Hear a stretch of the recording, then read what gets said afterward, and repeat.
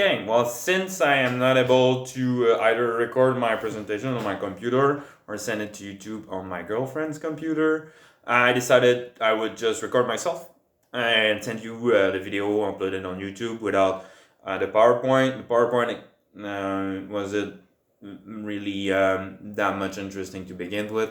I just had talking points on there, so I think I'm gonna cover everything I was gonna talk with this video. So to start, I'm going to talk about indigenous health and the obstacles they face when they are trying to access healthcare services, especially in the city, in Montreal. The reason for this is that recently systemic racism towards indigenous people has come to the forefront as a major national problem. There has been our stories of mistreatment of indigenous person while they are in hospital care, stories of being the subject of racist remarks while being gravely ill or not being taken seriously while suffering from life-threatening condition. This has shaken the health of the indigenous communities towards the services they receive, and I was wondering if the Montreal Healthcare Services, the hospital and such, suffered from the same issues. So I'm gonna go over quickly the give an health portrait of Aboriginal communities living in Montreal. This will give us an idea of how paramount it is for them to have access to proper healthcare and trustworthy healthcare. Also, we will then go over obstacles expressed by members of the indigenous communities when it comes to healthcare services, and I will finish by giving out some solutions. So some preliminary remarks concerning the numbers I'm about to give. Well, a lot of the time, the surveys that survey Canada's issues, they don't discriminate between Indigenous and non-Indigenous people. Furthermore, there is a low survey participation among members of these communities, and some of this community is not reached by those surveys. I'm talking about homeless persons, for example. So these make the following numbers I'm about to give incomplete and must be considered with these limitations in mind. So there's about 13,000 Indigenous people living in Montreal. They represent about 0.7% of the population. Although they represent such a low number of the population, they make for about 12% of the homeless ones, so there is a disproportion there. On the subject of their physical health, only 44% of members of these communities reported having a positive perception of their physical health. This is versus 59% of Montrealers that are not from Indigenous descent. 20% of them reported having excessive alcohol consumption versus 17% for the rest of Montrealers. 39% are tobacco users versus 21% for other Montrealers. So 30%, about 30% of Indigenous people living in Montreal are obese versus 15% for non-Indigenous persons, and 12.2% have diabetes versus only 6.5% for the rest of Montrealers. On the subject of mental health then, so 55% of Indigenous people living in Montreal have a positive perception of their mental health versus 72% for the rest of Montrealers. 21% have mood or anxiety disorder versus 12% for other Montrealers, and 33% of Indigenous person living in Montreal has seriously considered suicide for only 9% for other Montrealers.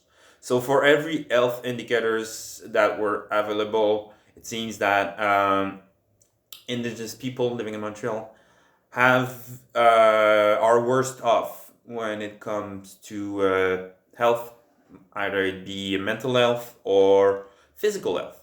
So in that case, it seemed that a trustworthy and accessible healthcare system, healthcare services, would be very important to ensure that these inequalities when it comes to health are addressed. But is that the case? I'm just gonna pull up. Okay, so in 2011, the CHASM, the Communauté pour la Santé Autochtone de Montréal, has issued a surveys asking members of the community these obstacles they encountered when it came to healthcare services. In that survey, more than half of the participants actually said being unsatisfied with the services they received. So more than half of the one asked were unsatisfied. There's a lot of obstacles that were brought up, but they and identified three major ones. The first one is a different view or gap of values and understanding when it comes to health, whether it be physical or mental. It seems that while our healthcare professional, the healthcare system promote a very biocentric, very physical, and very scientific approach to health, whether it be physical or mental, it seemed that member of the indigenous communities has a more holistic concern towards their health. It includes topics like spiritual health also. They view health as a natural process, not necessarily a medical process.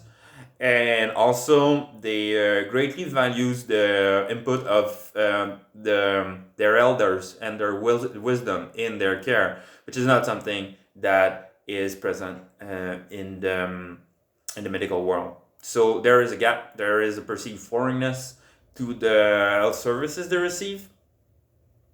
And adding to this perceived foreignness is the fact that there is an important lack in healthcare professional in Montreal of Indigenous descent. The numbers we have are not very recent. They're not recent at all, actually, but they were the only number that we were able to find.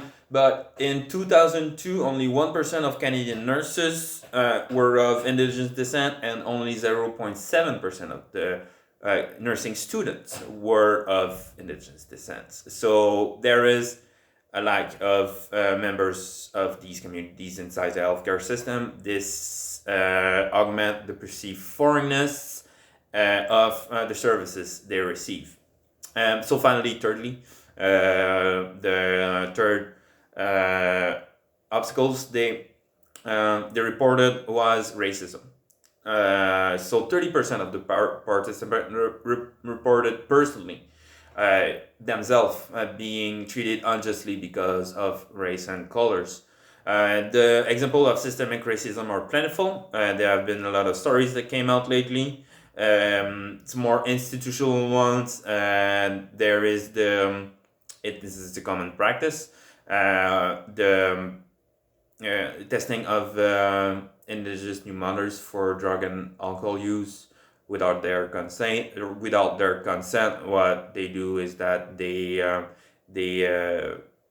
say they're gonna do a blood sample for another reason to formule sanguine complète, called in French. So under false pretenses, they will get a blood sample and analyze it for drug or alcohol use. Until as late as 2018, this is amazing in a bad way. There was forced sterilization of women in Saskatchewan of Indigenous descent. So this is incredible. That until as late as 2018, the government was enacting forced sterilization of Indigenous women on prejudicial basis, thinking that they don't have the means to be good mothers and therefore should be sterilized. A myriad of horror stories also that I'm not gonna go over, but all this makes for a very grim portrait of the healthcare services, or let's say the trust the Indigenous community have in the healthcare services they receive, and this appalling state of affairs called for significant measures. So there is a few on the subject of augmenting the numbers of healthcare professionals that are of Indigenous descent. There's a few programs like Nurse of Nunatiavut, that is nursing program that was created by nursing by INU nurses for INU nurses, students, I should say. There is also the Thompson River University that has integrated Aboriginal knowledge and values to their program. The description of the program is as follows. The future plans class includes the reform of the courses to augment the pertinence of the nursing program to Aboriginal students and the contribution of Aboriginal knowledge and ways of being to the training. So all these measures are put in place to augment the number of medicine, I shouldn't say more medicine and nursing students in their ranks. There are also positive discrimination measures that has been taking place at the university level to augment the number of the nurses in their ranks, or medicine students also. University of Ottawa, for example, has a number of not chairs, but the numbers of places reserved for Indigenous students in medicine each year. So there has been a number of effort that has been made, which is not systematic. Let's say this is more of a personal endeavors of universities and colleges. But there is some measure that has been taken place to augment either the number of Indigenous students or the integration of Indigenous knowledge and ways of being inside their classes.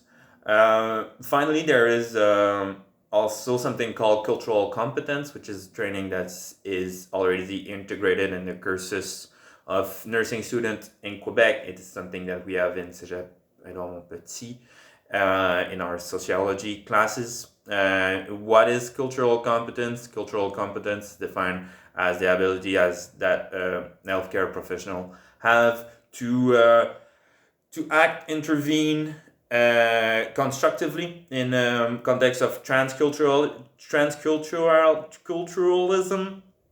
I'm sorry. So yeah, the basic line is to in a situation where cultural values clash and collide, they are able to identify the values at place, identify the needs behind the values or behind the conflict, and then act constructively, encourage constructive conversation and find compromise. So this is all good. This is a necessary training, of course, for nurses and medical professional working in the city.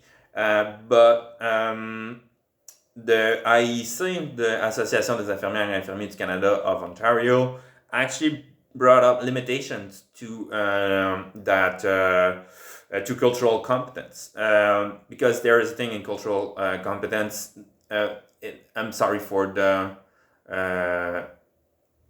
for my turn of phrase, but it keeps the Indigenous person outside the healthcare system. It keeps their otherness in the medical relation or in the therapeutic relation. That means that they are the other. They are the unknown, or how should I say, the exterior factor, right? The strange factor that needs to be managed. So they stay passive in that situation, and it doesn't change the inequalities inside the power structure as such. It is just something that needs to be managed, but it doesn't help to give them more power when it comes to their health or when it comes to their agency inside the healthcare system. To this, the IEC oppose a concept that's called cultural security. What is cultural security? Cultural security is actually a task. It's a task that champions putting into light the inequalities and the power structures inside the healthcare system, and making sure that the ensuing corrections, if I can say it, that corrections, the necessary corrections are made. So this mean something like the first half would be Commission Bien, which has taken place not so long ago, which means like an inquiry at a national level or even at a provincial level of systemic racism inside the healthcare services, putting into light the places where Aboriginal people are disenfranchised by the system as it is in place right now, and giving solutions to be implemented by the government. This would be radical if such a plan was actually being put in action. Radical in the sense that it would radically it would change the power structures as such, because it would give an integral part to Indigenous communities inside their healthcare services. This would mean empowerment. This would mean sharing the power, sharing decision making, and the modus operandi of the healthcare services, whether it be hospitals, CLSA, and things like that, to give them agency. Well, sadly, our government, the CAC government, has came out, I think it was in October, denying there is any systemic racism in Quebec. Well, Commission Bien just finished, just was deposited, I think, last year.